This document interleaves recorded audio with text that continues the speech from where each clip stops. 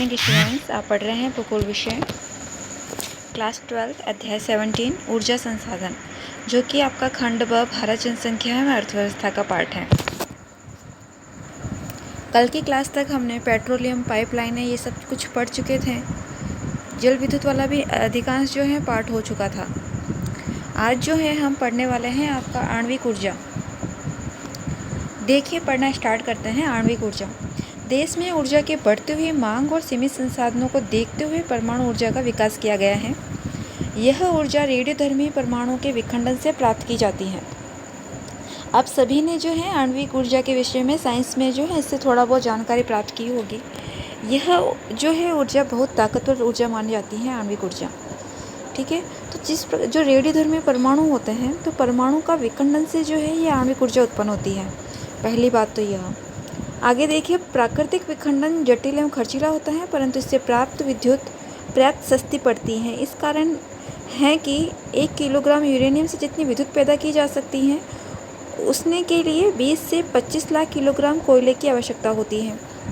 यहाँ पर ये बात कही गई है कि या फिर तो मैं 20 से 25 लाख किलोग्राम तक 20 से 25 लाख किलोग्राम कोयले की आवश्यकता और 1 किलो यूरेनियम लूँ।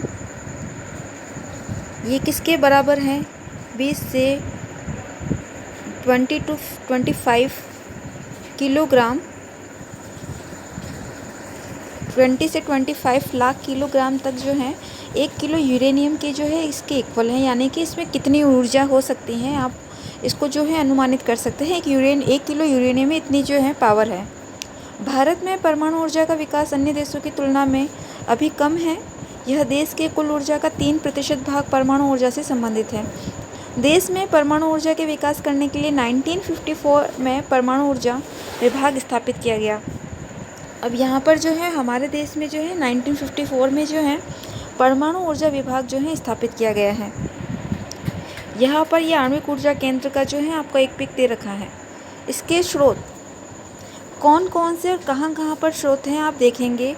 परमाणु ऊर्जा जो है, परमाणु विद्युत गृह जो है कहाँ कहाँ पर स्थित है। तो परमाणु शक्ति के लिए रेडियोधर्मिता युक्त विशिष्ट प्रकार के खनिज uranium, thorium, beryllium, ilmenite, zircon, graphite, antimony का प्रयोग किया जाता है। भारत में इस प्रकार के खनिजों की उपलब्धता का संक्षिप्त विवरण है। आपको क्या करना है इसमें, जो आपको ये राजस्थान के कौन कौन से जो परमाणु विद्युत केंद्र हैं, वह वैसे तो सारे इम्पोर्टेंट है, आप याद करते हो। परमाणु विद्युत केंद्र जो है आपका इसमें इम्पोर्टेंट रहता है। आप सारे याद करो, बहुत अच्छी बात है। जिनको याद नहीं हो पाते सारे, उनको राजस्थान के तो पता होनी चाहिए कि कितने हैं राजस्थान में। 3 हैं और तीनों ही कहाँ पर स्थापित हैं, यहाँ पर रावत भाटा में। ठीक है, तो रावत भाटा में है, 3 है। कब स्थापित किया गया ये ध्यान रखना है। बाकी के कहाँ कहाँ पर है? महाराष्ट्र में है तारापुर में, तमिलनाडु में है कलपक्कम, यूपी में है नरोरा, गुजरात में काकरापारा, कर्नाटक में केगा, महाराष्ट्र में तारापुर में 2 है। महाराष्ट्र में यहाँ पे 2 है। केगा कर्नाटक में भी 2 है। महाराष्ट्र तारापुर में भी 2 है। अगला है कुदानकुलम तमिलनाडु, कलपक्कम तमिलनाडु में भी आपको जो है 3 क्षेत्र देखने को मिलेंगे, कलपक्कम, कुदानाकुलम और कलपक्कम। ठीक है, अगला जो है यूरेनियम, थोरियम, इल्मेनाइट, बेरिलियम जो है इनका क्षेत्र जो है कहाँ कहाँ पर है, कहाँ कहाँ पर इनके क्षेत्र हैं, उसके बारे में हम पढ़ रहे हैं। ठीक है, तो यूरेनियम जो है उसके बारे में बिहार के सिंहभूमि और राजस्थान की धारावाड़ एवं आर्कियन चट्टानों, उत्तरी बिहार, आंध्र प्रदेश के नेल्लोर, राजस्थान में अभ्रक के क्षेत्रों में पेगमाइट, ये जो है आपको दे रखा है। यूरेनियम के विषय में थोरियम जो है कहाँ पर है, केरल के समुद्र तटीय रेत में यहाँ से प्राप्त हो रहा है। इल्मेनाइट आपका जो है सिर्फ परमाणु विद्युत केंद्र जो है वो इम्पोर्टेंट रहता है। बाकी का आप ये पढ़ो तो अच्छी बात है, बाकी का इतना ये इम्पोर्टेंट नहीं है। आगे देखिए, ग्रेफाइट उड़ीसा में कालाहंडी, गंजाम, कोरापुट जिलों, आंध्र प्रदेश में वारंगल, विशाखापट्टनम, पश्चिमी गोदावरी, तमिलनाडु में तिरुनवेली, ये सारे जो क्षेत्र हैं आपको दे रखे हैं ग्रेफाइट से रिलेटेड। ग्रेफाइट कहाँ कहाँ पर है। ठीक है, तो आपको जो है जितने भी ये मैंने पढ़े बताएं आपको, ये क्षेत्र खनिज इनके बारे में जो परंपरागत ऊर्जा संसाधन और गैर परंपरागत ऊर्जा संसाधन जो हम पढ़ रहे हैं, इनके जो क्षेत्र दे रखे हैं आपको, तो उन क्षेत्रों में क्या है कि आपको क्षेत्र याद करने के लिए आप मैप बनाकर याद करो। आप ऊपर हेडिंग लगाओ उस क्षेत्र का कि ये जैसे कि अभी हमने क्या पढ़ा ग्रेफाइट, जैसे हम ग्रेफाइट पढ़ रहे हैं तो आपको क्या करना है, ग्रेफाइट लिखना है ऊपर। और ग्रेफाइट फिर जो है आपको पूरा इंडिया का मैप बनाने के बाद में वो क्षेत्र जो है इंगित कर देना है, जैसे कहाँ कहाँ पर कौन कौन से क्षेत्र हैं, इस प्रकार से जो है आप इंगित कर सकते हो और इस प्रकार से आप बता सकते हो। परमाणु शक्ति का विकास।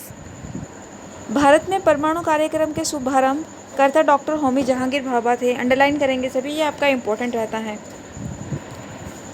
1948 में परमाणु ऊर्जा आयोग की स्थापना होती है। 1954 में परमाणु ऊर्जा संस्थान जो है ट्राम्बे में स्थापित था, जिसे 1967 में भाभा अनुसंधान केंद्र के नाम से जो है दिया गया। अंडरलाइन करेंगे सभी इसे। 1987 में भारतीय परमाणु विद्युत निगम की स्थापना की गई, जिसके अधीन 10 परमाणु शक्तिगृह हैं, जिनकी कुल स्थापित विद्युत क्षमता 2770 मेगावाट है।